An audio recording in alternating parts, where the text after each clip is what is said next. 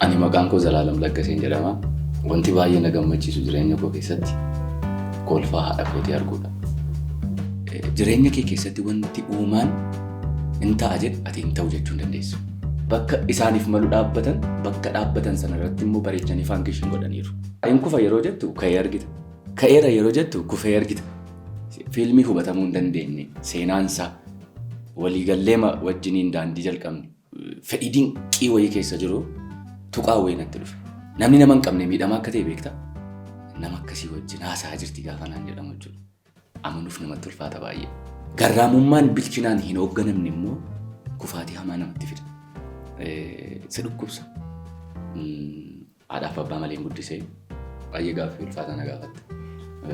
Gaafa Arsenaal moo nama baay'ee ajaa'ibsiifadhu tokko hin qabu. Biqilaan iddoo isaan taanetti biqilu kamiyyuu aramaadha jedha.